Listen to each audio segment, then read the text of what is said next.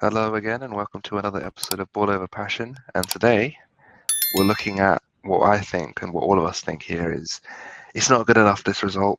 And 2-2 Crystal Palace, a game which, in my opinion, we had good spells, we had bad spells, and we should have really put the game away, but we didn't.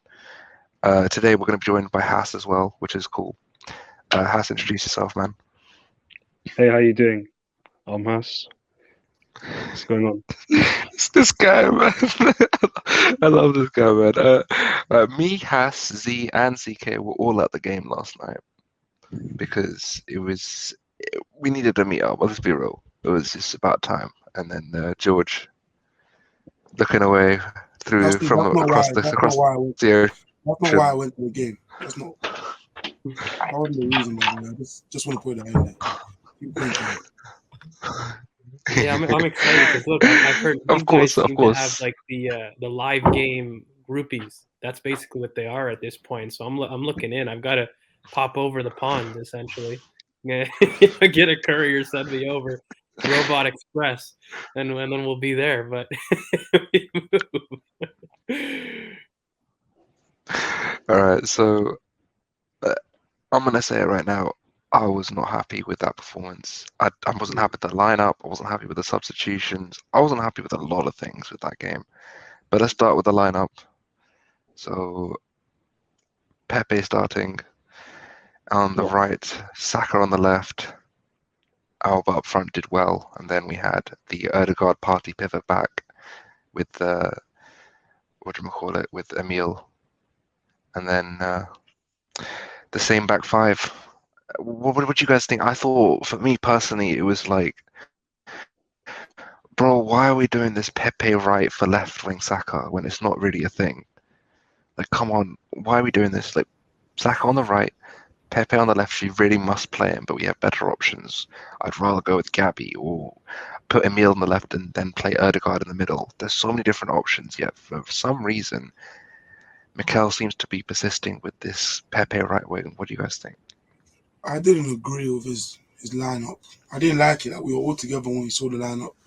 None of us really liked it. But when I saw the lineup, I knew straight away Pepe's going to be on the right wing and then Emil right in the mid, just to force Pepe inside or give him the best chance to impact the game. Because if you put Pepe right wing with Odegaard right in the mid, that's almost guaranteed the right hand side won't do anything the whole game. So I think he put Emil there just to give a consistent overlap, and he kind of trusts in Saka to do the business by himself on the left. But he's Saka himself is much worse on the left. He doesn't make attacking runs, and he just doesn't see the pitch as well. But I think that was his plan in terms of the front line. But I just think it was completely the wrong option. Odegaard wasn't good. Pepe had spells, but in general wasn't good. Oba was probably consistent the whole 90. And then Emil was just in and out of the game and proper frustrated. It was proper evident for me, at least, that he was really frustrated throughout the game. But the whole front five, apart from Oba, no one was good, to be honest. no, we got to talk about it because I was livid with the lineup. I mean, look, you guys were at the game, so thank God. But I have a feeling if you guys discussed me at all, you would think that I was absolutely pissed off with it. Straight away. Yeah, because you know what? I called it. I was like, once I saw the lineup, I go, "Fuck, it's Burnley 2.0, legit." And I thought it was legitimately the worst tactic that you could do. In the whole preview, guys, we outlined their left-hand side. And look, Zaha didn't end up playing, but we kind of highlighted that Conor Gallagher on the right would be a problem with his third man runs. And then we highlighted on the left, there would probably be space for us to attack, aka our right-hand side. So when I first saw the lineup, and I saw no Zaha, I'm like, okay, the positives are if Pepe's there and Emil is close with this Burnley tactic, maybe we're going to make use of that side. But with Odegaard immediately in the pivot, I said, holy shit, we're going to get ripped by Conor Gallagher. We are absolutely going to get ripped because in the Burnley tactic, the one thing was Odegaard was a lot higher than people knew. And I immediately knew that Thomas Partey would stay in a pivot. We would leave him on an island once again. And we haven't learned anything essentially from Brighton. So when I saw the lineup, I was like, I'm not totally upset with Pepe if that's what you want to do. I'm livid that, Saka doesn't play on the right, period, end of story. But if you wanted Pepe calm, you have to have ESR next to him. I understand that. But why in the world then do you have Odegaard flanking him in the pivot when you know that Conor Gallagher is going to have all the space in the world attacking that side? Like, that is the matchup. It's not Bukayo and Conor Gallagher. It's Odegaard and Conor Gallagher. And not only that, you're doing it in transition in a pivot. And then you're putting Partey deep. And then we're again putting Saka left-hand side. We are putting our best players out of position. So immediately from the lineup, bar structure issues, bar complete structure issues that were totally wrong in this game. Individually at the lineup, I was like, what are we doing? Our best players in every third of the pitch, when you start to go up and down in that entire system, was impacted. What do I mean by that? Gabriel, he's our defensive leader, everyone would say, right? He can't step up his defensive line with Odegaard in that left half space. He can't, because he'll step on toes, and Odegaard won't fill in. So you immediately cause your defensive line to sit back. Then you move on into the midfield. We're placing our best midfield anchor in a lone pivot on an island again. Thought we learned that lesson. Evidently not. Then you move up to the final third. Bukayo Saka, our absolute technical leader, we're going to limit on the left once again.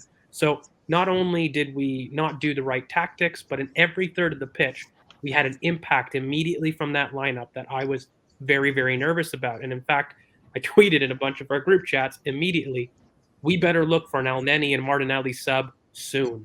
Because if that's the starting lineup, that's going to be a sub that we're going to need, both of them immediately, as soon as possible. And I was very nervous. Immediately, our predictions of an easy win, for me, went out the window once the lineup came out. I was very, very livid. Again, I've said I've never been this angry since Villarreal. And we're going to have a conversation if Mikel is able to change when his spine players are missing out, a.k.a. is he able to replicate these patterns easily, or does he overthink things too much? Because now this is twice where I felt he is purposefully choosing the wrong option to get the best out of these players that are missing. That's not to say he's shit or not, but this is the second time since Villarreal he completely chose the wrong option and he didn't replicate what we needed. So, look, I've got a lot of specifics to say on this game, but broadly, I was livid. I felt the lineup was horrible. I thought he didn't learn his lesson. And not only that, he doubled down and did a tactic that, for me, was the complete strength of Crystal Palace. Like, you didn't have Zaha. Why would you put Odegaard in a pivot and use that tactic if Conor Gallagher is your opponent's biggest strength? I don't know if anyone on the panel can answer me that question. Because even if you thought Pepe was good on the wing, why would you facilitate their biggest threat? Without Zaha, Gallagher's their next biggest threat, factually. So why would you enable that strength? I've got no idea. Anyways, that's my initial thoughts. We've got a lot to break down because there's a lot of structure issues that people seem to gloss over on the timeline. Like, there's both. Don't get me wrong. There was individual mistakes that we'll get to, but there were some clear structure issues. You don't basically have a passing sequence. I saw some statistics online just to give you guys some background. But after the 15th minute, do you guys know that we didn't string more than 3 passes together? It showed. It showed. Yeah. Like when we were watching it, literally we just kept losing the ball. We kept trying to be too intricate. There were too many times when we weren't actually just passing the ball simply. What does that show you though? Like, so for me, you can't sit there and say it was mental. You can't sit there and say it was just individual. When after the 15th minute, you can't string together 3 passes. For me, that is an indication of not 1 or 2 players not understanding their role. That's a ton of players. The whole structure. It's the whole structure. And you guys mentioned that you guys saw people that were going to Mikel, namely Emil and others. Emil kept going over. Yeah, Emil kept going over. Martin kept going over like repeatedly in that first half. Whenever there was a break in play, one of them would go over and talk to Mikel. Mikel would be issuing instructions, and then they would go back. It indicates people a lack of structure. People were confused, and to be honest, it showed on the pitch. But we'll get into specifics. I don't know. That was my broad overview. Maybe I'll hand it over to Haas and Z. Clearly, I'm pissed. Like, I'm livid about this, and it has to change because for me, these are basics, guys. Like the reason I'm so upset at this is I don't really care about results. I really don't. But when I see the midfield that open for 2 games in a row, that's not on for me. Like those are very easy things that if we don't fix soon, that's how you spiral. Like when people ask, why did we go on that bad run? It wasn't just personnel. It wasn't just missing certain players in a spine, which definitely affected. But if you don't do those basics, those defensive and attacking lines are going to be open no matter what. And we'll have a discussion, I hope, on Lakunga, Ainsley Maitland-Niles, and the lone pivot. Because for me, role and individuals are very different here. Both were very, very poor. But just replacing somebody with El Neni is not the point. Like when I tell people let's replace El Neni, it's not just individuals that I think he'll benefit, but it's role. And it's very, very specific. So I think we need to have a conversation that, you know, what you ask your player to do is one part of the equation in addition to what that player actually does. But yeah. Haas, go for it, mate. So yeah, basically in the first half, I thought we started quite strongly. We were pressing. They kept giving the ball away because they had three pure strikers, and they couldn't sustain any pressure. And we kept getting the ball back, and so we were able to build some nice momentum, and we managed to score quite early doors. But however, after 15 minutes, we just, as George said, we couldn't string more than three passes together, and we kept emptying the midfield, and we couldn't really string any passes, and we kind of played to Palace's strengths. And you saw Gallagher winning a lot of second balls, and they were causing us a lot of problems on the counter attack. And then I think we managed the game quite well towards halftime. I thought, okay, halftime we'll regroup, and then we'll try and we can hopefully like change a few things and we can go again. But after the second half, we were just even more sloppy. And then they scored once and they scored twice, and then yeah, we were just really, really bad. We just made a lot of technical errors, especially like throughout the first half and second half. I was just shaking my head in disbelief. How can we do this? How can we do the same mistakes again and again? Like we've seen the 4-3-3 not work so many times because our best midfielder is not a lone pivot. Like I think Arteta wants him to be a lone pivot, but I just don't think Partey has the athleticism over a long period of time, over like 90 minutes to do that. He's not Fernandinho. He's a box to box player that has athleticism in short bursts. And yeah, that's it really. But I really wasn't happy with the way we played. I'm still fuming about it. But again, I'm sorry, I'm going to go long here. But if the plan was to go 4-3-3, why didn't we sign an interior? If that was the plan, because we've gone 4-3-3 at least 3 or 4 times already. Doesn't make any sense. All right, before we move on, I'm gonna bring in Z just for your thoughts on this game first. Yeah, no, honestly, I mirror all your thoughts because it was a frustrating performance to see. But one thing that really got on my nerves is the fact that we couldn't keep the ball, and I keep on going on about our ball retention, and for me, I feel like we didn't even try to keep the ball. We kept on, we kept on lifting the ball. There was plenty of times when Tomiyasu could have, kept the ball on the floor, pass it to Ben White, but what he ended up doing was just, crossing the ball all over to Pepe, or try to switch it to the other side, and it just felt like we were trying to do something that we weren't able to do, and in that, once we started doing that, it just invited more pressure on us, and I feel like that when we're on pressure, that's a huge part of our game where we're not the greatest at in terms of transition, and I feel like that game in particular highlighted all our weaknesses in one, and it was something that was really frustrating. And whilst I was at the game, even the fans that were there as well, they was like, keep the ball on the floor, stop crossing the ball, stop switching along, because we weren't winning the aerial duels, and we weren't winning our second balls. And so the fact that we kept on doing that, look, I'm not surprised that you're telling me that we didn't string 3 passes together. Like, we weren't even trying to do that. So yeah, I mean, that was the most frustrating part. And just putting that aside, I was just really, really worrying how open our midfield was. Like, honestly, like, we keep on going on about how Manchester United have no midfield, right? But I went and looked back at the highlights of the game, and it could have been the same Manchester United midfield, and they could have bypassed our midfield in the same way. And I felt like it's a massive there was a massive fault with our structure, and probably I think Arteta should be looking to address it. He should start looking to simplify things, and the best way to do that is to bring El Neni back into the team and just play everybody in their best positions. And that's the only way we can start stringing on a good result, because players need to be comfortable. And I feel like those players weren't comfortable at all. And you guys keep on saying Emil Smith Rowe went to the manager. 100%. They looked confused. They didn't know what to do on the pitch. Like, so yeah, I'm just gonna say something before we move on to, like, I know with this whole Pepe Saka situation. Just quickly, before we move on, look, Saka on the right and Saka on the left are two completely different players. Saka on the right, I'm gonna say this again, is one of the best right wings in the league. He's I probably fourth or fifth for me, after Rafinha, Salah, and probably Mahrez, right? He's up there. I know you do, but I'm gonna be conservative for now. But let's just look at the facts. On the right hand side in the Premier League, Bukayo Saka has played 19 games. He has 6 goals and 5 assists. On the left hand side, he's played 17 games, no goals and 1 assist, which was away to United.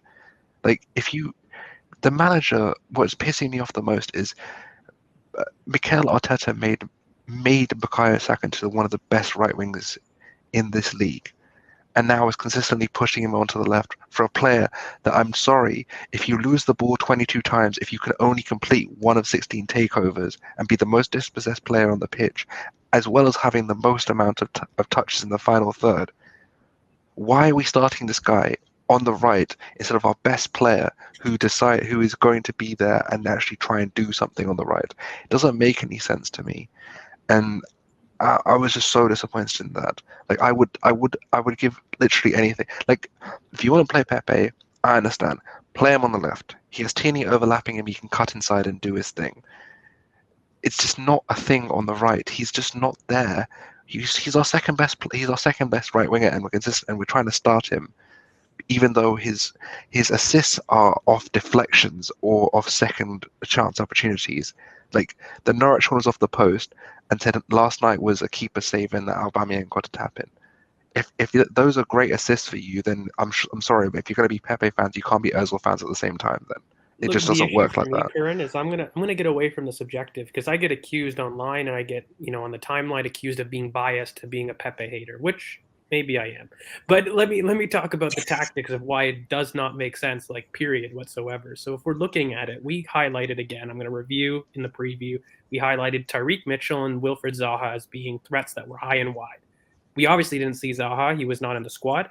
But what we did see was Tyreek Mitchell bombing on, and they were playing a 4-4-2. And I think that can be agreed on by everybody. What I don't understand tactically is, if you're expected to dominate possession, which we were, we didn't end up doing it, but at the beginning of the game, that was the plan. I think we can all agree on that, right? The plan was to dominate. The plan was, when you're attacking a 4-4-2, we're going to step up. We're going to play a high line. We're going to keep them camped in the half. Now, if you're playing a 4-4-2 and the left-hand side is your only outlet, which I think many can agree, beyond Conor Gallagher and his third man runs, Palace's main outlet was Tyreek Mitchell. That was their outlet. Their third man runs and their method of attack is Conor Gallagher, but their outlet is the out ball through Tyreek Mitchell. Can anybody explain to me why Pepe against a low block is the option for space on the left? Tactically, this is where I don't understand it. So forget your opinions on Pepe versus Saka and who's the better player, which for me it's clear, but say you don't understand for some reason. Tactically, how is it that you're giving somebody that's a big space runner the job to basically finish our final actions, which is what the right wing does, against a 4-4-2 block with no space, versus your combination player, Bukayo Saka, who can come inside and deal with low blocks? Like, can anybody answer me that question beyond the subjective view of Saka versus Pepe? This is what I don't understand when we debate kind of on Twitter. Tactically, it didn't make sense. Even if you liked Pepe, this wasn't the game for him. You were facing a 4-4-2 block at home. How is that the game for somebody. If anything, you play Pepe when you're looking at counter press, when you're looking at a game that's going to be open with space for him to run into. That's when you play Pepe, if you have to. How does it make sense that you're going to choose somebody who, by the way, has space on the left? We've already established that Tyreek Mitchell is the outlet. So if you think the minimal space that you're going to have against a block is on the right, why would you choose Saka instead of Pepe and vice The versa? bit, It like doesn't I make was sense to me. from just because I was quite high up, right, and the amount of time and space there was on the left. If you wanted to play Pepe, there's a massive space on the left. All their entire block was shifted right. Like Mitchell was shifted. I mean, sorry, shifted left. Their entire block was shifted left because it's Pepe's right. So constantly the overload was coming on the right. So you need players that are good in tight spaces there, consistently. So it's just what annoys me so much about this is if you want to play Pepe, play him.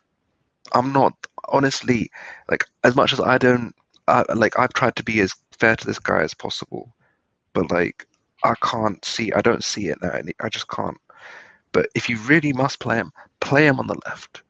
At least there's spaces there that he can exploit. He can run this like in the second half especially. We'll get onto the breaking down in a second, but in the second half especially because that was the end where I was sitting at. The amount of time Martinelli had to like scream for the ball, like he has plenty of space.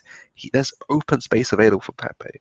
But yeah, I let's don't just think current people understand that the right. Sorry, just to wrap yeah. up this in a bow. Finally, the right hand side, guys, is our final action player. I don't know who needs to hear this, but the left hand side is not the person that we're looking to finish our actions. It's the right hand side. Our left wing, when we use ESR as our facilitator, even at Spurs, we may have attacked down the left, but all of our cutbacks come central, and the right hand person is the final action player. Yeah. We use the left to facilitate our progression, guys. So when you're putting Pepe there, you're basically telling him the attack is going to run through you. Even if the attack is not functional, the attack will run through you. And I have some other statistics, by the way. So people saying that Pepe didn't get the ball because we don't give him opportunities. Pepe had the most touches of the I ball said in the that already, final third. yeah. That excuse doesn't fly. So when he did receive it, I'm going to review. He lost possession 22 times. He won 3 of 15 duels, and he lost his take-ons 1 out of 6.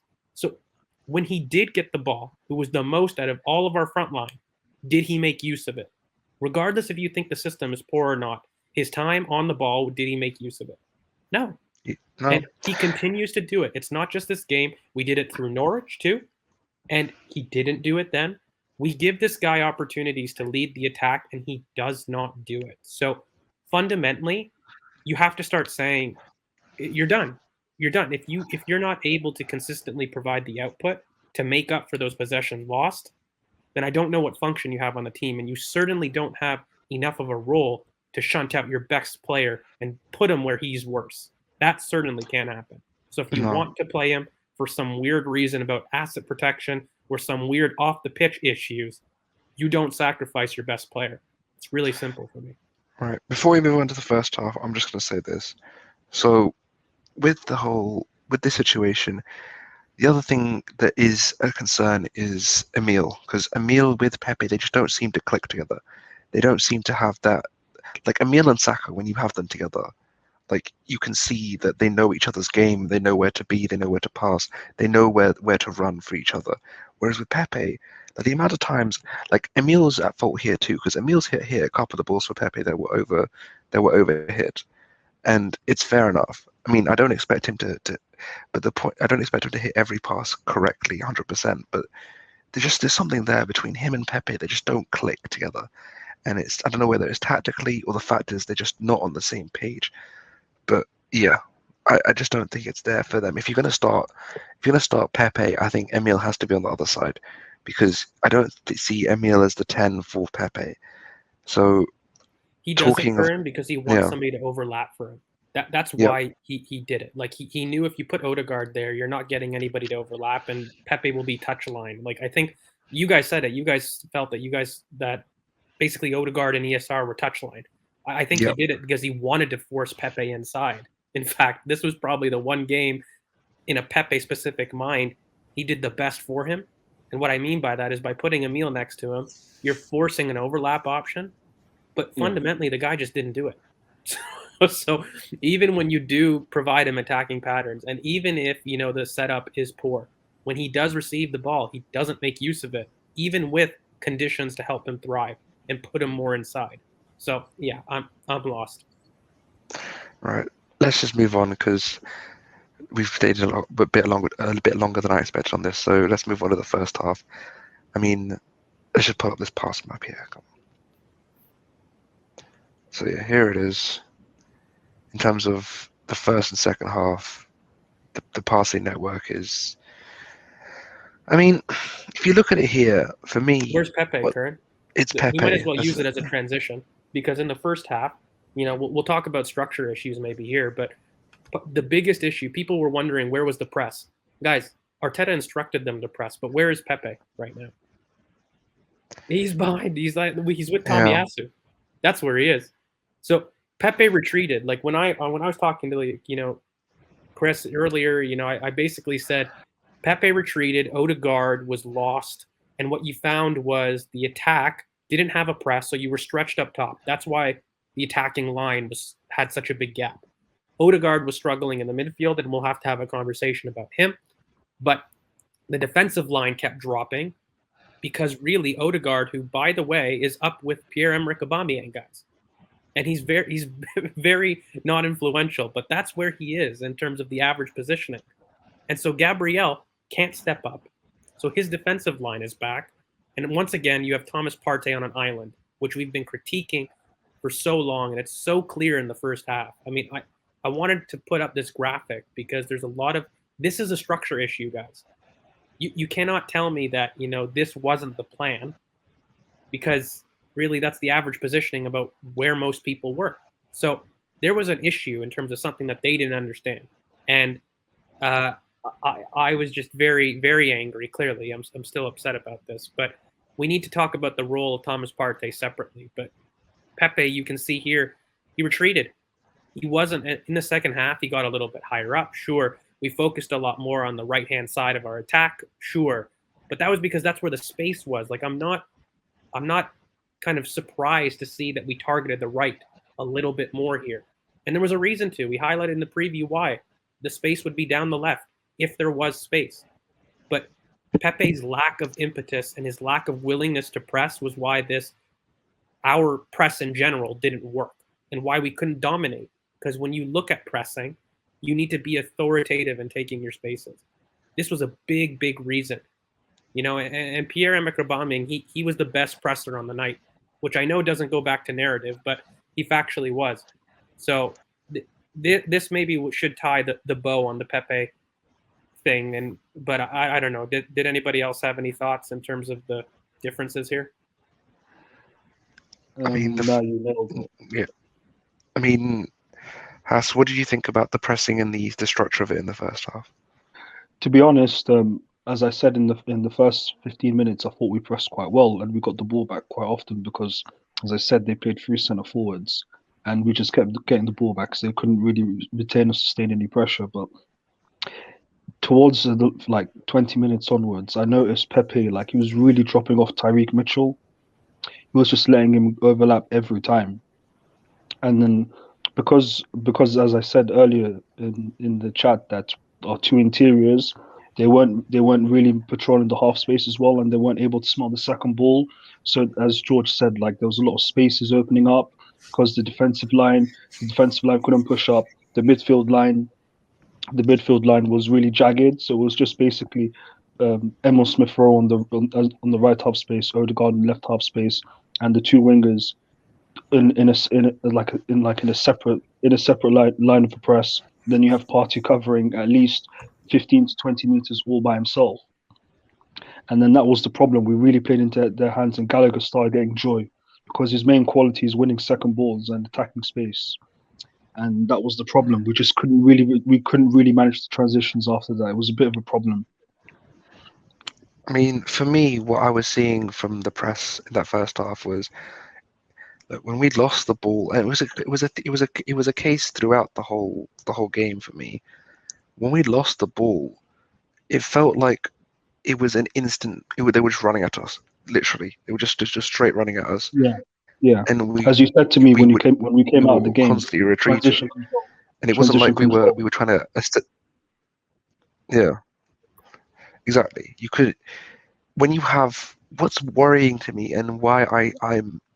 We're going to get into this El Nani debate later, but for me, when you look at this, the midfield, for example, with Thomas and Ødegaard in the pivot, or Thomas and Sammy in the pivot, I'm sorry, but you can't consistently expect to control and sustain pressure with that as a pivot. It's just not going to work. You don't have the defensive and transitional control to actually implement that and make sure it can keep the ball where we need it to be away from our goal. It just doesn't work, and it didn't work last night. And especially when you're playing Pepe, who, again, I'm going to say this again. I don't care who's going to get angry at this, but again, he's just not that. He's just not that good in when he presses. He tends to retreat. He tends to hide behind other players and just sort of. I remember. Do you remember in the Liverpool game last year at home when Callum was literally having to push him out? This is the kind of thing that we expect from Pepe. Like, I just don't think he's. I don't think he's defensively aware enough. I don't think he's got the ball retention or the ability to go forward. I get that he can be a goal threat, but even then, it's very, very, like it's not as good as people make out to be. So Um, I don't know. sorry, It was sorry yeah. to Yeah, sorry go to for butt it. in, Khan. Were you talking about the Liverpool game where Gary Neville said him, Aubameyang, and Lacazette were like a little mafia, that they weren't Yeah, pressing or something? they weren't Was that the pressing. game? Yeah, Yeah, that's the game. But like, if you remember, Callum literally was like shouting at him and like pushing him out to go press players, and he just wasn't doing it. I think that was the game where Tierney got injured.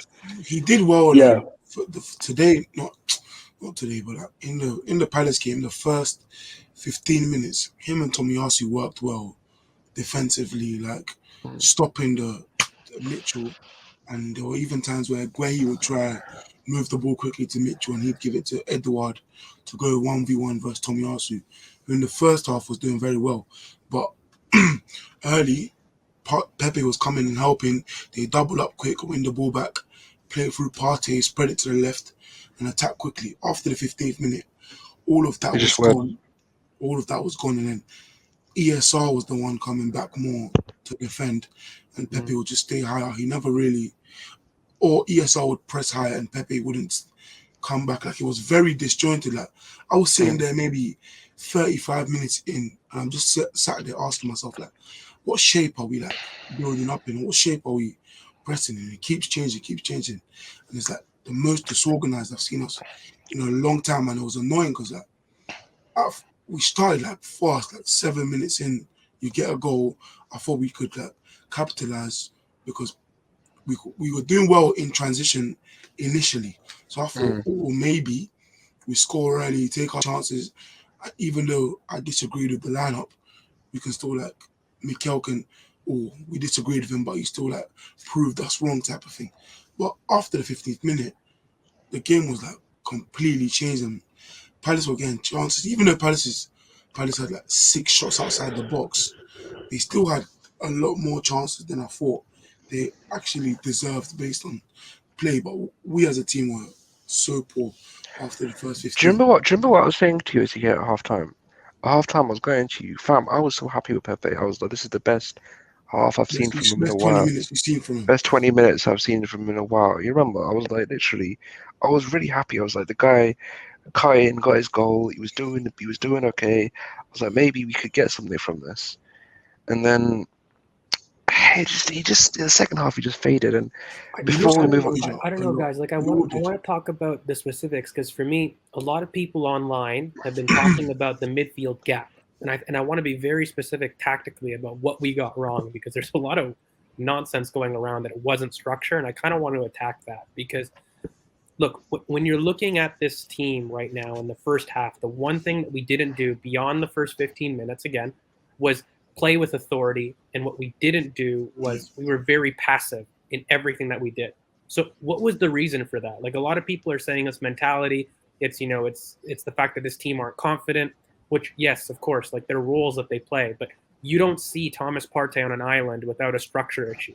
Like that space between Thomas Partey, not having a player within 10 to 15 yards as a radius around him, that doesn't happen unless there's a structure issue. So we need to break down why that happened. Okay, Pepe, when you're looking at a press, you need to have your distances close together. And if Pepe is going to be back where Tomiyasu is, then the attacking line is going to have no second man runs. So Pierre-Emerick Aubameyang, who's going to press as a trigger, and he was doing all game, is not going to have his second person next to him to follow in a pack. So immediately, the front part of your pitch is disjointed, as Chris just said, right? That is the immediate first thing. So your attacking line now is going to be stretched higher up. That's the first part of making the hole really big in the middle. The second part of making the hole really big in the middle is Odegaard, that we established him being in the pivot was completely wrong. It was with the Burnley tactic, but he wasn't next to Thomas Partey. Odegaard would step up just like Burnley, but the issue became is he left big space behind him, but Gabriel couldn't step up because Odegaard was supposed to be there. Odegaard just didn't track back, but Odegaard was supposed to be there. If Gabriel had stepped up, which would push the defensive line up, you wouldn't have seen as much gap between Thomas Partey because you would have seen the defensive line close. But he couldn't step up because that was Odegaard's role. Now, Odegaard hid, and he became a ghost, and he stepped a lot higher up. And we saw that in the pass map where he was almost close to Pierre-Emerick Aubameyang. And if Gabriel stepped alone into that space, what was the issue? Well, then he would have thrown off White. He would have thrown off Tomiyasu. And our defensive line would have been very disjointed. So he couldn't step, which meant from both sides, this team was pulled. And that is why the structure issues had such a big gap. Now, the worst part is, with Odegaard stepping up like that in the pivot, you basically allow Conor Gallagher free roll to claim those second balls. Not only is Conor Gallagher good at that, you actually give the man space in order to attack us at that point. And so for me, when we talk about El Neni, it isn't just energy. It isn't just, we needed the stamina or we needed a sitter just to sit there and control. No.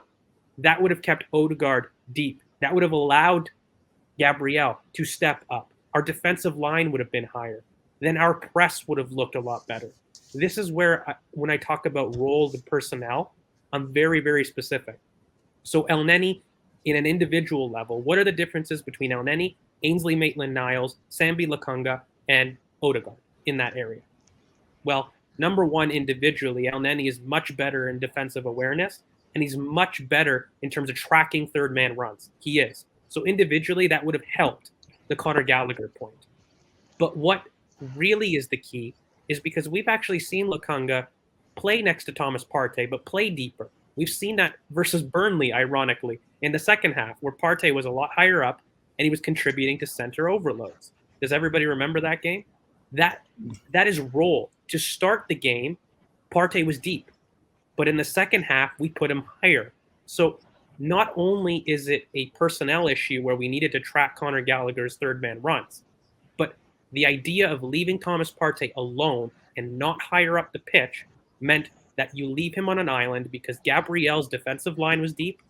Then you had Pepe not pressing. So now you have this huge hole. That is why Partey was on an island. It wasn't just, I don't just say those things just because, they're easy to spot. But that was the structure issue as to why we needed to change things. And when you add El Neni, you basically have somebody that's going to split the center backs in our 3-2-5.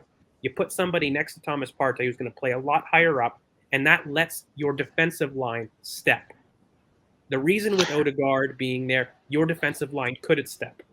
And so now you've got basically both ends of the pitch where if you've got somebody not running like Pepe or whoever it is, because Saka also wasn't great.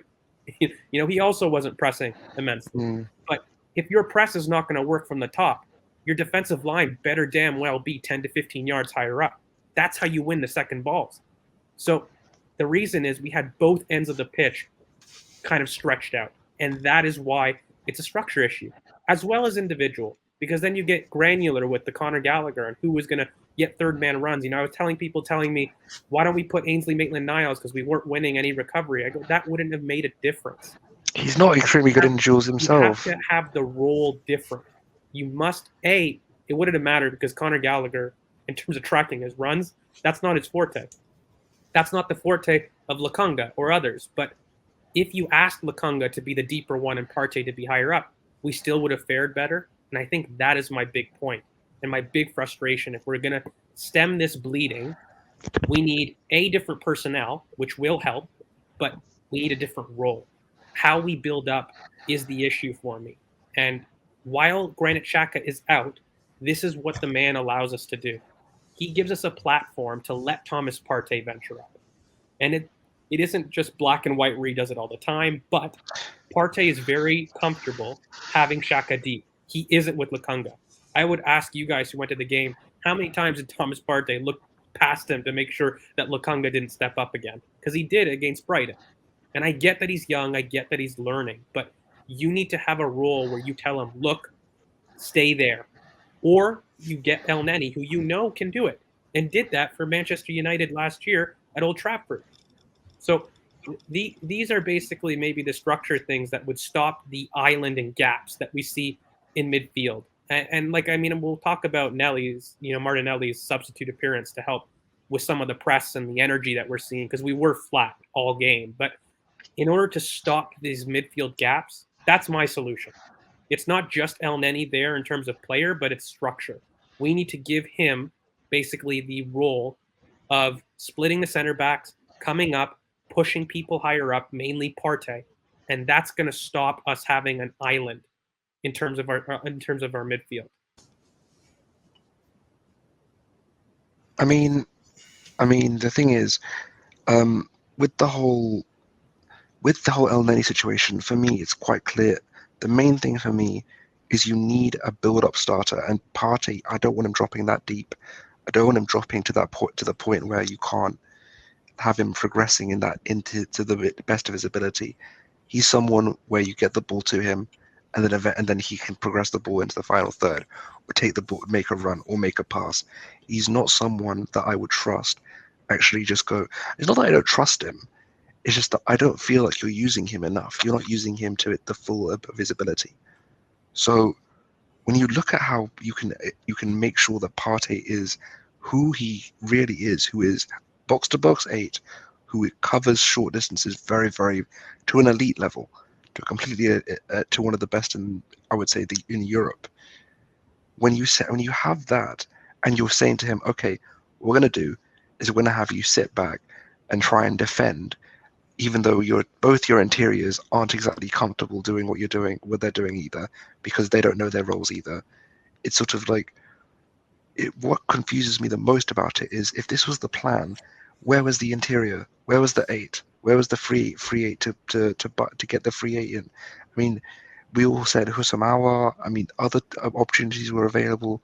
Like this, the signings that he's made aren't aligning to what his tactical philosophy is right now, and I don't get it right now at all, because it's vexing, because he has the tools to make it work. Just sign off on the group project, Mikhail. You've got everything you need. All you need to do, double pivot, have one progressor in Thomas Partey, you have one sitter in El Neni, and then you have Erdegaard as a 10 if you want, or Emil as a 10. Have Emil at the left, or have Gabby on the left, and then you have Saka on the right, and then Alba or Laka up top. It's not hard. It's just I don't know. I feel like sometimes he's just too stubborn. Like, I understand that there are things that you need to iron out in your squad, and there are things that players that you don't really fancy. But at times like this, you need to get your best 11 out, and he didn't do that yet last night. It's the same as Villarreal.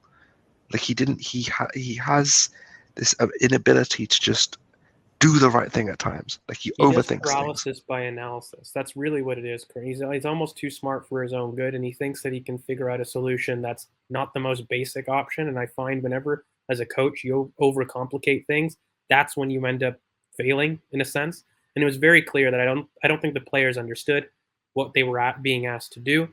Maybe it could work in a future fixture, but this wasn't the idea or the time to really do it. And we need to find a solution to these midfield gaps, because I don't know, like I want to give it to like the other guys. Like, do you guys agree that it was a structure issue as well as individual? Like, I don't think that there's a magic pill that's going to change this, but in order to fix what we're seeing in midfield, because it is a problem, I don't know. I would put it to you guys because I've given my solution, but do you guys have something different, or do you guys see it differently?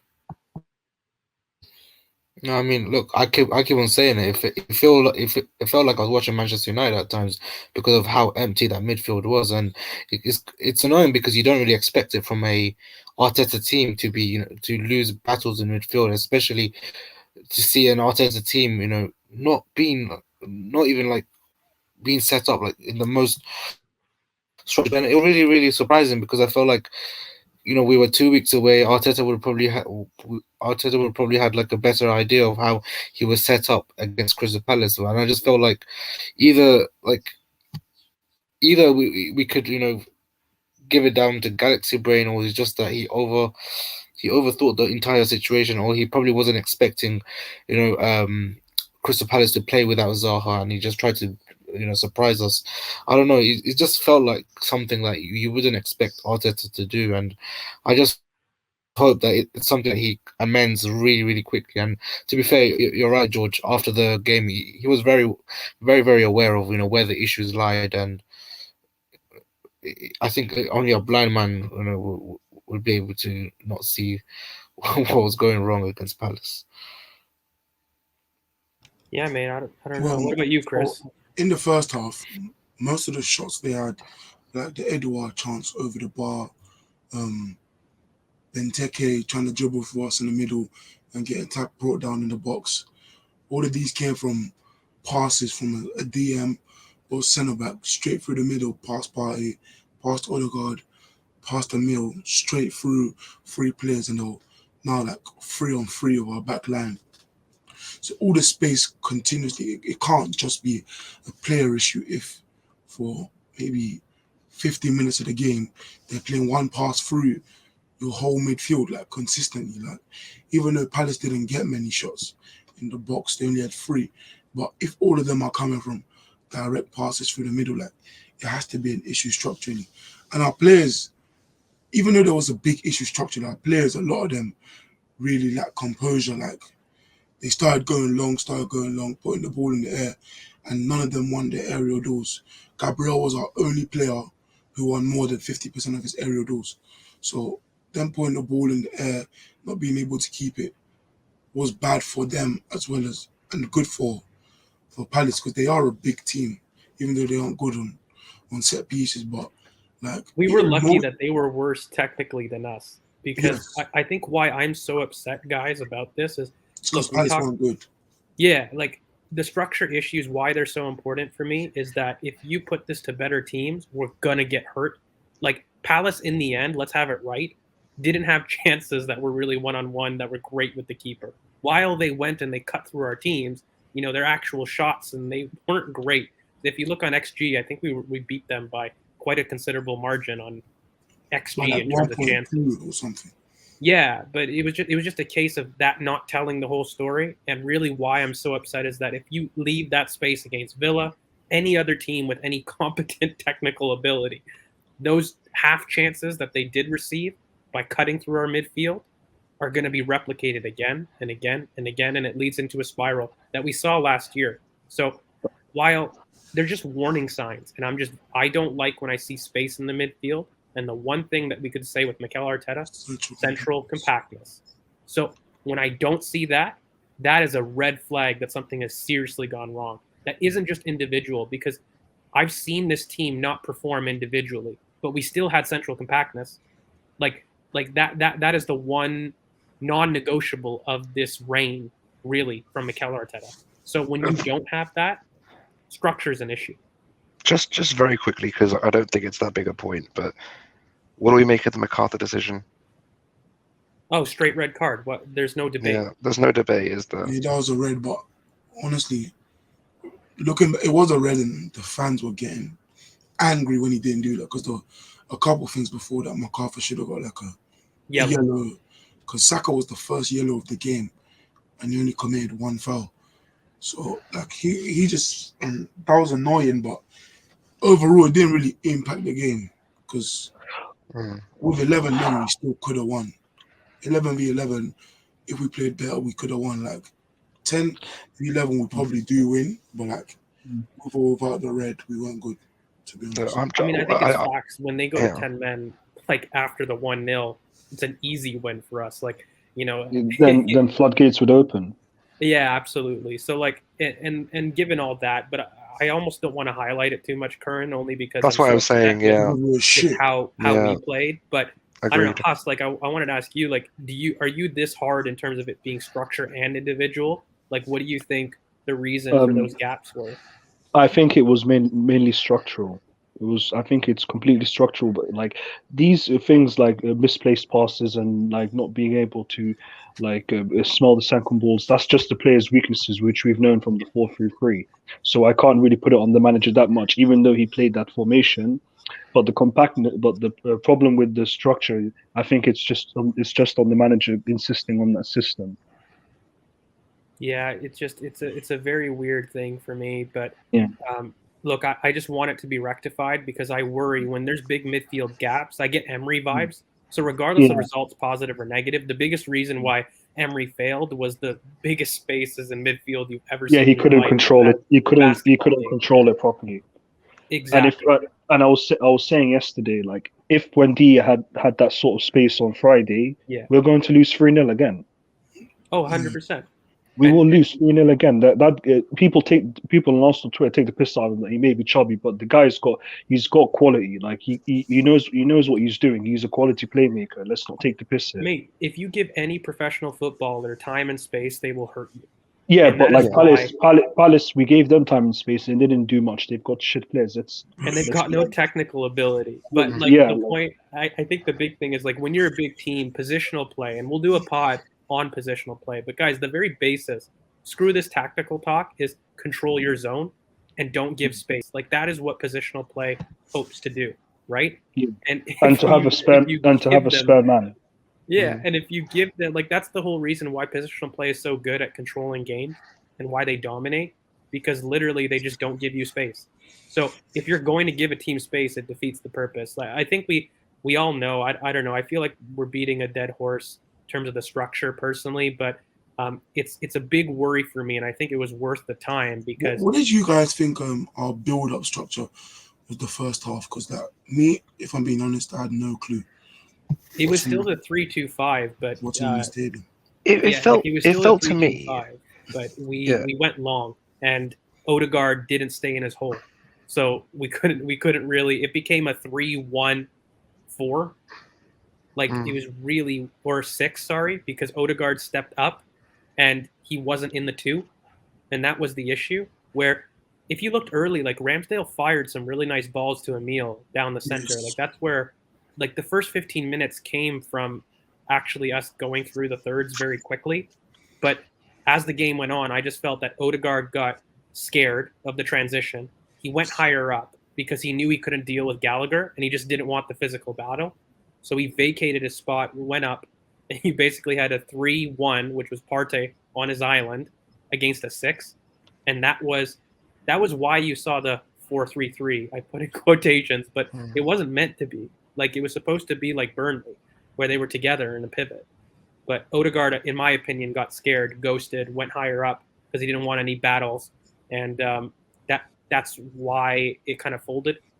But I mean, from up high, when from looking at the game, I was saying to you, do you remember, CK? What did I say to you? I said it almost kind of looked like a 2-4-4. It looked very weird.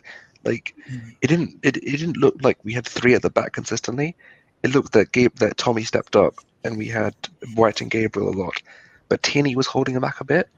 So it almost looked like the rotation was kind of like we kind of rotated. Tierney wasn't a left wing until Yeah, maybe the second half, or the first half. yeah, yeah. Really good. So to me, it almost looked like like my first impression was it was a 2-4-4. Like I agree that it just didn't look right. It looked like it was meant to be a 2-3-5, but Tierney just wasn't going up, or the rotation meant that with Erdegaard dropping, with Erdegaard trying to go further up the pitch, we were trying to rotate on him. It didn't look. It just didn't look right. Current is mental. Yeah. Like Kieran was in horrible form. He's been in really poor form. But I think in the first half, I don't remember the minute, but guys, don't you remember that one time where he did whip like a blind cross field and it went horribly wrong? And Yeah, I we think played through them nicely. He got the Mm. ball from Saka and he just started driving, and Guaita caught it straight away. exactly. And Mm. once he did that, though, I felt he dropped back because he's like, shit, I'm really off it today. And I don't think players passed to him either. Like even Lukonga when he came on, they were like, yeah, I don't think he's going to hold on to it. And so they kind of that just removed a side of the pitch. And if you're focusing on Pepe to give you your driving force at that point, you're laughing. So early second half, the fans started well, from where I was sitting, the fans started going against Gabriel and Lukonga a bit because Tierney was free a lot, and even Martinelli when he came on was free a lot, standing waving their arms for the ball, waving their arms, but they weren't getting the ball past us. So they always had to. Even Oba when he played on the left just kept moving inside because the person in the middle wouldn't pass you the ball, and then it just caused like some kind of friction between the fans and Lukonga because there was even maybe what was it, the 91st or 92nd minute where Martinelli just by himself in the corner, move it, just keep trying to go back and forth, trying to get past the players, and Lukonga's not supporting, and you could just hear the fans starting to boo, and the fans they don't help. I could understand the frustration a bit, but you're not helping the team at all by starting to boo your own players for Look, not for supporting. me, what was annoying about being there, especially in the second half, was the fans. I'm sorry, guys, but some of you think this is FIFA. You don't have to keep pacing up the pit. You don't have to keep the pace up all the time. I'm happy Slowing the Ramsdale play doesn't down. listen. I'm so happy Ramsdale wasn't listening to the fans because whenever we got the ball in possession, like they start shouting faster, faster, faster, and Ramsdale because we got to a point where we just couldn't keep the ball at all. So one time Tomiyasu won the ball back from Edouard and it knocked back to Ramsdale. Ramsdale just picked up and stood there for 10 seconds just to relax the pressure. But when we used to have Leno, he himself is scared, so he wants to let go. And then he just bring more pressure and more pressure. So having For a me, guy now that will for, take control, because we should have that in R10.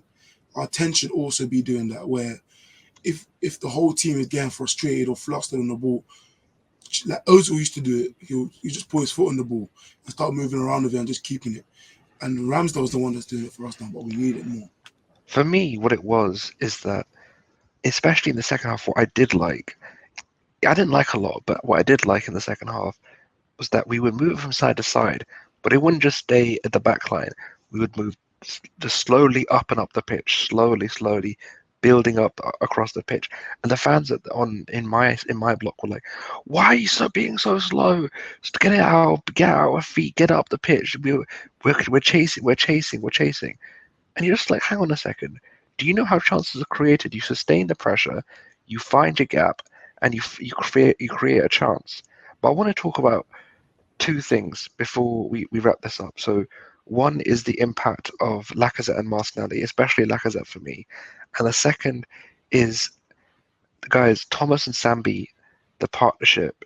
I would never want to see it again because both of them, one each for each goal, both of them are at fault for each goal, I think, in my opinion, because both of them lost their duels in transition. Well, it's not And when even you an lose, opinion. They just got the ball got nicked from both of them, yeah. and Palace came down the end and scored.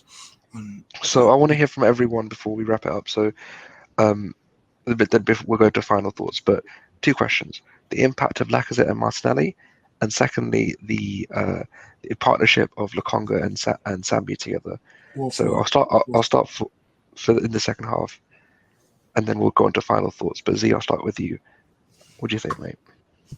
I mean, look, both of them, they added a lot more energy, and I think we were quite flat throughout this second half, and like there was a lack of energy just from the players, and also like the energy from the fans as well. Like it wasn't being transmitted enough, and I feel like Martinelli coming on and Lacazette, both of them, pressing extremely well.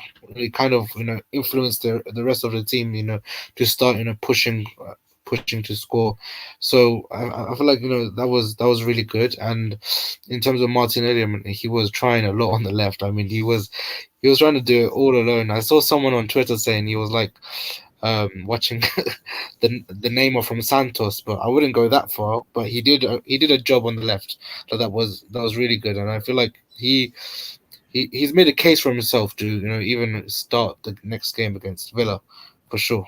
And as for Lacazette, he's been on good form for quite a while now, and he's despite despite him having the massive like chance to leave in January, I feel like whilst he's here, we should be using him, man, because you know what, his his moments like in front of goal right recently has been really really good, and we need it more than anyone right now. So yeah. Well, for me, um, my, on Sambi and Party, we started the second half. What 3 minutes in, Party has a long shot. He nearly scores. We start like the fans are rising. Then they score in the 50th minute, and then from nicking the ball from Party, who got the ball late from Tomiyasu, but just turned slowly and then got nicked from his pass. So after that, he wasn't really he didn't really do much else negatively. Then when he came off, Sambi does the similar thing higher up the field, and he gets nicked as well. And then Sambi was more dilly-dallying on the ball and Party. I just think his awareness was kind of poor, but Sambi was more dilly-dallying the ball because the person who nicked it from him was in front of him. But them two, I don't think they should play together. Again, I really don't think Sambi's a DM, and I don't think Party is either. I think they both are higher up and should be eights in that pivot, and together only should play against the likes of a Norwich or a Burnley or something like that. As we said at the start of the season, when Sambi came back, he wasn't a six-man. On Martinelli and Laka, I think Martinelli was a great sub because he added impetus on the left that we didn't have the whole game. So he has this weird aura that anytime he comes in, he feels that he's going to score, or the team is going to score, like something to do with him, and he was creating chances. He was going 1v1 a lot because Tini wasn't doing it or didn't have the opportunity to do it. But Martinelli was going 1v1 a lot. He was waving. He just added different energy, and Laka was very good on the ball. And then he even had chances to. He did score in the end. He had chances to score, and him and Oba combined well. I think without them two subs, we probably don't win. And I think from the half time, probably I wanted Martinelli to come on just to add some energy, not even impressing, just on the ball, because at times we were very slow. And going on in the future, I think Martinelli, if anyone, Martinelli should start over Odegaard, but he'll probably start Oba and Laka together.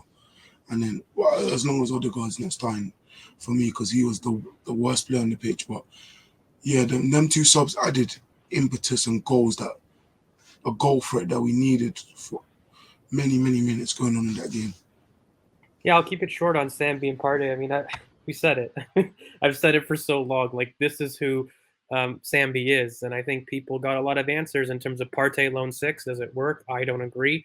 I've never said that. I really push back on anyone that thinks that he's a lone six. I don't think people understand what kind of profile he is, and they have this idea that he has to be a controller. But we really need to understand Thomas Partey conducts in a different way than Granit Xhaka. And by the way, you can have success with a different type of conductor, and he is not it in a lone six and in build up. For me, Thomas Partey is a risk playing between the line kind of box to box player, and Sambi very, very similar. In fact, Sambi has even cited in one of his earlier Twitch streams with Frimpong that he enjoys far more playing as an 8 with freedom, because I think he recognizes that he's more risk in terms of his passes going forward, and he does like to hold on to the ball a little bit. So don't have that in lone six. It doesn't make sense. If you're going to play the two together, make Sambi the anchor. If you're going to make the mistake and do that pivot, you have to make him the anchor, though. That needs to be the role change. But I've always said they can't play together. In terms of the sub, look, I'm going to give Lacazette its flowers because this is a player I don't like. This is a player I don't rate. And he came on and he changed the game totally. But Lacazette at home with fans is a different animal. Like, we've seen this in front of him too. So I actually think that he became a reference when we didn't have one. Odegaard was playing horrible, so he got himself on the ball. But I think people are letting bias a little bit. If you go back to watch, I don't know what you guys felt, but Oba actually dropped deeper more than Lacazette. And it's not a critique. Like, it was a welcome change. I felt that Lacazette was a little bit higher up, and he was getting into the box a lot more than his traditional false nine, I had Oba dropping in a little bit more deep, and I actually counted. He dropped deep more than Lacazette did. Yeah, And it led to Lacazette getting a big chance. yeah, and that's Hopefully we'll see. okay. And that's okay. Like, that's not a negative. But I think they worked well together.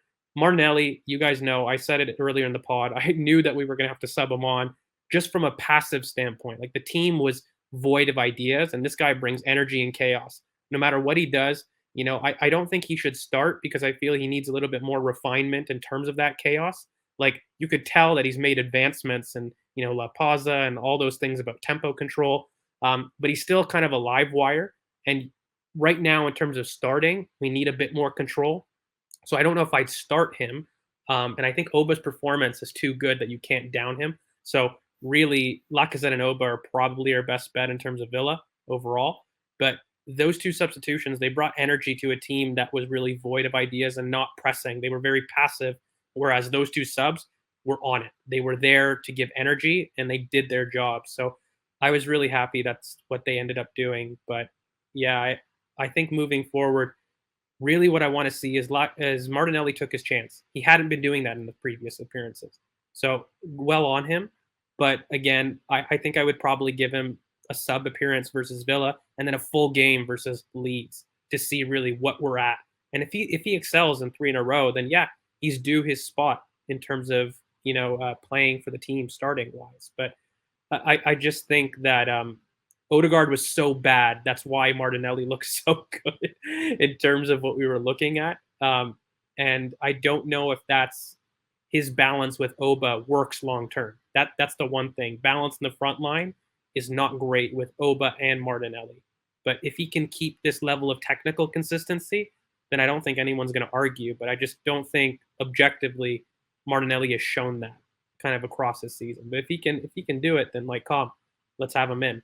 But yeah, Huss, what about you? Regarding Martinelli, yeah, I completely echo what you say. He's really improved. Like when he first came under Emery, he was just really chaotic, and that's why I think he got quite a lot of goals at number 9 because no one knew what he was and what he was about. So I think he kind of shocked everyone. And that's why he scored like 10 goals in 12 games. And I think ever since Arteta came in, I think he's really he's started to manage the way he explodes and the way he goes at people. Like he's managing his chaos, as you said. He's really managing his chaos now. I think also he's got a really good cross on his left foot. I don't know if anyone's noticed. Like against Newcastle, he played a beautiful cross for Aubameyang for the second goal. And yesterday as well, he played a really good cross on his right foot. Like it was an in-swing cross, but I think Aubameyang was a little bit he was a little bit startled with Mitchell. Like Mitchell kind of put him off, but I think that cross, if Aubameyang was a bit more alive to it, I think he would have scored. But yeah, I wouldn't start him against Villa. I would give him a full game against Leeds. If he performs versus Leeds, then maybe I would try to give him a start versus Leicester because I think their fullbacks are a bit suspect. And I think someone like Martinelli in the away ground, with his energy and the way he is, I think he could shock someone like Castagno or someone like that. But yeah, and Lacazette as well. Like I noticed, he was really coming to the left side and he was attacking space in behind, and Aubameyang was dropping quite a lot. Yeah. So I think also it gave us quite a nice dimension. And Lacazette, I think I don't know because I don't really watch basketball. There's something called a contract year phenomena. Like players in the last year of their contract will perform a lot better, and then once they get a contract, they just go back to the normal level. I think we're seeing that with Lacazette personally, because ever since play for a contract, have more to play for. He's playing for a contract right now. He's playing for a contract because we're not giving him one. He's hopefully someone like Monaco can take a chance with him next year or something. Because I don't think he's a bad striker personally. I don't think he's a bad striker. I just think he lacks the athleticism to play in England and the size. I just hope that we don't do revisionism on him is my only fear. Like we know that this guy performs at home. So versus Villa, I'm calm. Yeah, I'm calm with him doing it, but it's Leicester away where I'm like, no. I don't know if but to be fair, Leicester they employ Soyuncu and he's been terrible this season. Like for me, Lacazette did score first Leicester last season as well. He did. I just want energy because Lacazette will draw. I know him. right? He won't stay high up like he did in this cameo. Like this was actually a very un-Lacazette cameo, in my opinion. Like he always does give energy and whatnot, but he was a lot higher up in this match. And I just know away, this guy He'll doesn't like drop. contact, whereas Yeah, at yeah, home he's willing to give you the fight. I just haven't seen it away consistently that he's able to fight like he does. So for me, I would rather have Oba up top there, and let's see let's see how Odegaard develops, right? Like and let's see how Martinelli develops. That's really the key thing for me, because I think with Leicester and their threat on the wings, you want someone diligent in their work and able to work up and down. And Oba for me was the best presser by a mile. Like that yeah, guy, Yeah, he's he back. was. Everyone that said yeah. Close he up, could be that close guy. up. Yeah, close up. I noticed in the games I've been to, his athleticism and energy levels for his age is incredible. Yeah. Like he gets up and down the pitch like it's nothing. He was even making recovery tackles on Gallagher Yeah. because Yeah, Odegaard wasn't doing it. So yeah. and they were next to each other, so someone had to run, and Oba would always come back and make the recovery tackle. He was immense. But It's mate, hard you to know what, believe too? he's Like, 32. yeah, It's did hard you to guys believe see he's that? 32. Did you guys see that like Instagram post? Like for me, when you got an Oba that's on it, and like, did you guys see his post match? He's like, Yeah, we know yeah, it's not good enough. Like for me, you gotta feed that lion. I know that's weird. I hate He to did. be He that wasn't weird. doing it before, so there's a change. Yeah, He has seven. He has 7 goals in 9 games now. I know. I was Yeah. just gonna bring that up, that stat. So I'm like, look, you gotta feed him. Like the man's scoring, he wants it, he's pressing. You cannot drop him. Like no matter what. And you Like, know he's intense because the goals he's getting is not like, oh, we're building through perfectly, just give it to him, and No. he taps in his Pepe He's misses a shot fighting. and he's He's aware fighting like for he's those goals. closest off the mark and he gets the ball. So he is lively right now. So Yeah. he is fighting for Very those sharp. goals. He's some sharp. people said he's finished, man. He's finished. Like for me, the one thing I want to say is because it was at my end when Laka came on, and he I think it was a corner, and he just lifted the entire ground. He was like, "Come on, everyone, get up!" Yeah, And I think. Yeah, we had a shot. And he was G'ing it. Yeah. Yeah, White shot, it literally, literally, it may be like it may not be like a footballing reason, but I'm telling you, it being there, the mood around the stadium changed. Martinelli coming on the pitch did that as well, though. Yeah. Both of those two incidents. That's why I brought up both of them specifically, because they changed the game by like tempo. they were just flat. the tempo is the main thing on the pitch, but off the pitch, like you could just feel everything like coming, like the pressure started to build again. Like you could feel like a change in the atmosphere and off the pitch The as well. fans Like in general, though, the one thing I don't like about our fans, but is that in general they only like certain players, and you see it when like you hear it when the names are announced. Like certain players don't get as loud reaction, but like when certain players come on, every fan like starts standing up, starts getting loud. Like the auras, like when Saka came on versus Wimbledon, for example, like the game completely changed. The tempo changed, the fans changed. It was the same thing as Martinelli versus Crystal Palace. Like when certain players just come on the pitch or get on the ball, like the whole stadium completely changed. Like when Oba scored, like the stadium was incredible to be in, but after that, it just goes flat. The worst times. What annoyed me, right, was someone, I think it was just before Martinelli came on, and like one of the fans, like a bunch of them next to me, not one, like 3 or 4 of them next to me, was like, "Where are you, Mikel? You're in your dugout. What are you doing?" And he was Someone preparing. behind me started shouting at Mikel. Mikel, what's wrong? What are you doing with your tactical setup? And I replied to him, "Mate, he can't hear you." And then literally the guy just called Martinelli back, and he was preparing him on the sideline. Because I was high up, people didn't see it. I was literally like, are you seeing this? He's literally bringing on Martinelli. And the guys went, "Oh, but it's too late anyway. I don't know why he's doing this now. It doesn't make any sense." I was like, Martinelli bro. he came on in the 70th minute, I think. Yeah, 70th minute. And he literally, you can't win with these guys sometimes. It's just like either he's not doing enough, or he's doing too much, or he's not. You can't win. Though. We could have even we could go on a winning run, and I don't think he'd win.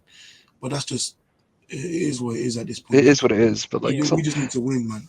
I think like just overall to tie it like for my final thoughts just on the game period is Odegaard has played so poorly he doesn't justify a start in the next game. That needs to be done because it's now 3 appearances on the trot.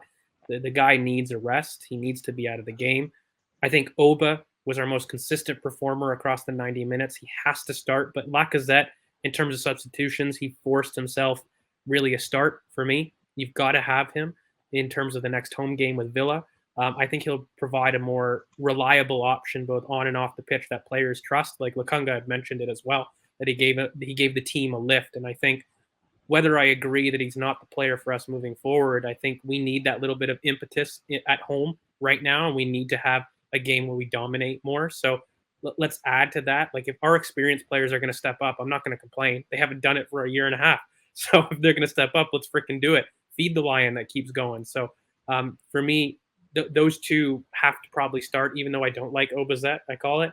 But just in terms of this isolated game, feed their energy, that they're on the way up. So you got to do that. And I think structurally, we got to change. I think we talked about it in the pod, but I hope that we see that central compactness change, because if we don't, I think we're going to be in for a long night against Villa and a lot longer. So I need to see the midfield change in terms of how we keep our lines closer together.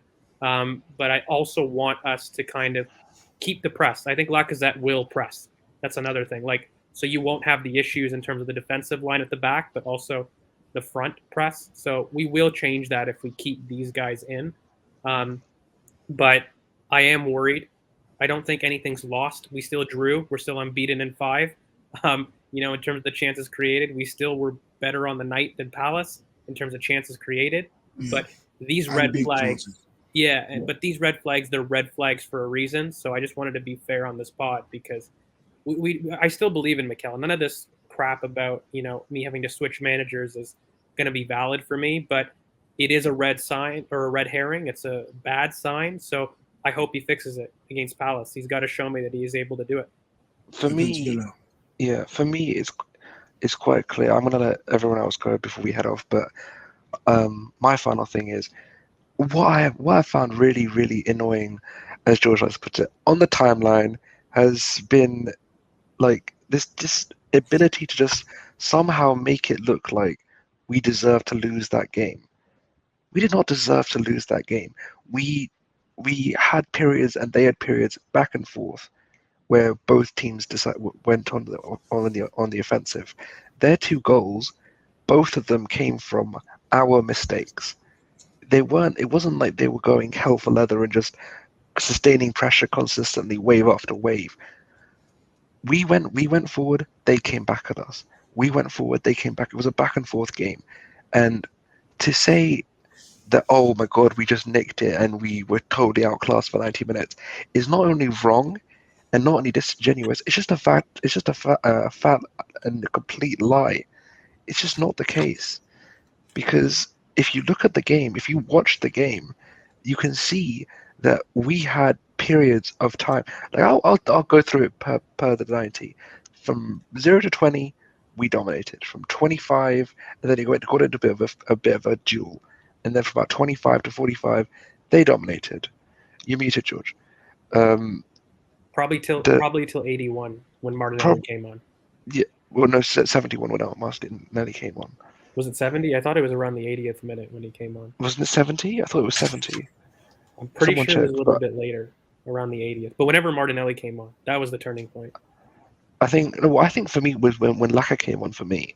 And for me, it was like, I would say, when Laka came on, the game sort of turned because we started to create a bit more. And then Martinelli came on we really pumped it on. So I would say around 70, 75 from about 25, 30. Was it 81? Okay, cool. Yeah. So no, it was Laka that came on with 71, wasn't it? Yeah. When from 67, thank you. From that middle period, I think Palace, they weren't all over us, but they were doing us. We were nicking balls and they were hitting us in transition quite well. and then the last area we had wave after wave. So just it was a back and forth game, and I really do think that a draw is a fair result. I'm not going to say we deserved to lose that game because I don't think we did, and we didn't deserve to win that game. But to say that we were just out of it, it's just disingenuous, and I don't think that's the case at all. Why Even the aren't people chances they criticizing created. Vieira for settling for a point, but they're criticizing Mikel? Can anybody answer that question for me? He took off. Because it's stupid. He crouched at the end and started banging the floor. So Well, he put on Tompkins in the last 10 minutes, and they all sat back. Like, we pushed them back. Why is that not a critique? Because he pumped the floor. He pumped the floor, George. He looked distraught to concede as if he dominated the game. and then in his post-match, he said like something like, "We didn't deserve to lose these points," or something along them lines. And I was thinking, wow, like for me, even when he's very deluded. He is very, very deluded. If you think check his post-match, that was like the headline. But like for me, when I was going home from the game, I was thinking, it's going to be over. And for every game this season, anything that's happened after has been overinflated. So I knew the wide perception would be we deserve to lose. I knew it would be the way the fans.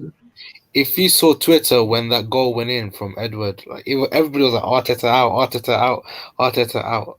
That's how reactionary the fan base is, man. Nah. To be honest, I think to be honest, I think it was more us being absolutely dog shit more than Palace being good. That's why my summary was poor performance. We stooped to their level. Yeah. The goals they scored, one of them was inside the box, and it came from us effing up, and so two of their free shots. Both of them did. Partey and Sambi was us dilly-dallying on the ball, basically giving them clear shots at our goal. Yeah, and the XG for their shots were low, anyways.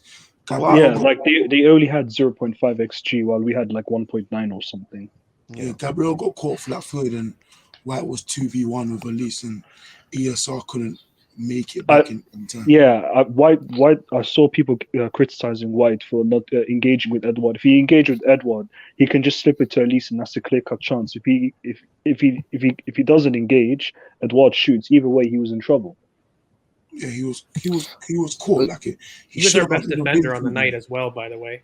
White was, he was. White really was good. our best defender on the night. He was, but he was another player that was composed. Like he kept composure. Yeah. But he had the ball a lot less than Gabriel. That's a couple games now, no, Chris. Like I just wanted. I don't think we talked about White, so sorry if I'm interrupting. But like that's a couple games now where he's been very, very good. Like he's quietly getting into form. He's been good every game since Brentford. He's doing something that he wasn't doing before, which was actually driving into the box as well, which I think is probably down to his confidence. I think he's more settled in the team. He's obviously had more time with the team as well. So I think we'll definitely see a lot more from him. By the way, I just had a question. Do you guys think Ramsdale should have saved the shot? Yes. From second goal. For the second goal, I think he guessed wrong. If you look at it, the first goal, the Benteke goal. No, the Edward. Edward. If you I was looking at the goal thinking it took a deflection. No, he guessed right, and it went a little bit left. You could see him making the thing is, by the time he raised his hand, the ball was already in the net. Yeah, hit the crossbar. Yeah. It's hard. Look, it's harsh, but I'll let you know as a coach, I'd be pissed because it went at him. If it was any sides, then I would be like, no, there's no chance. But the fact that it was quite middle. For me, he just guessed wrong. It's not a huge mistake. Do you know the worst thing though? That's probably his first mistake, like proper mistake, and it's that he guessed the wrong way. Yeah, he's good. He's been good. Like he even saved us. Really good. He even saved us in the game. Like that Gallagher volley from the edge of the box was flying in, and he made a great. It was gonna be creeping in bottom corner. He was immense all game. He was the one composed player in the back line. He's an arse. Like even after the game, like I was watching, he was like so upbeat. He ran everything. Like he's probably even taking much faster than White. He's even taking throw. I mean, I think the best thing about him is he was just firing Ramsdale all across the pitch. He was going. That was so shit. I don't You know what he's care. doing? I haven't But done see, one. like I haven't done one. Okay, on a let me have level, this one. him, White, the reason that I really like this response, look, I slam the team all podcast about the structure, but the one thing I really like is, like, guys, we didn't fold. And I know no one No. wants to hear that right now, but the big, not only that, like the new players didn't had this attitude that we're not going to lose, but the older players did. Like Oba's head didn't drop. Lacazette's, even though he was a sub, didn't drop. Like for me, that's big, you know. And even though that there's Yeah. questions, and I'm very annoyed with the manager, but what he's done in the last 2 games, the players aren't. That for me is big. You know, like that for me is they're not understanding things. Cool, but they haven't lost belief, and I think that was the biggest issue last season when things weren't going well. We had things that were maybe not going our way. However, whoever you want to blame, but they weren't going our way. I No. think players' heads dropped, Yeah, and it for made us sure. go deeper. This I didn't see that. I don't know about what you guys felt in the They have ground. more I think they have more accountability now because They did. even though the manager was poor, the past 2 games individually they've been poor themselves. And in the past, our players would, Mertesacker says it all the time. In the past, our players would blame the manager or blame someone else for they themselves being poor. But now, like Ramsdale against Brighton was doing the interview and he said, "I was poor. The team we were poor. Like Brighton were better." Like you never hear that in the past. Oba Instagram, does he do that? No, I like the haven't seen it. accountability. What is I was very- hearing from people, and like literally, I was on Football Terrace earlier, and I was talking afterwards with the panel. Is I'm hearing, oh, Alba and Laka want him out. It's just clear, and I'm thinking, if they want him out so badly, why are they holding themselves to account and not just being like, you know how Pogba was like, things need to change, etc., etc. We know this isn't good enough, blah blah blah. He was like, we know this isn't good enough. We know. He wasn't like blaming anyone. We know this isn't good enough. This isn't the way we wanted to do. He was showing fight. He was fighting. He was fighting for not only the club, not only the manager, If but for Oba doesn't want to himself, work for Arteta, he doesn't press like a like a madman demon. Yeah, for 90 minutes. It's as simple as it's that. just stupid. Because he wasn't It's doing simple it. as that. He wasn't doing it for Emery for 90 minutes. So it is what it is. It is what it is. Because we're going to overinflate things one side or another. And to prove a point, most people will overinflate certain things like how we played against Palace. And like Vieira stock has risen a lot. It's 2-2 draw, which biased, is mate. But You know how Crystal, many points he's lost crazy. from Like, losing I'm one of positions?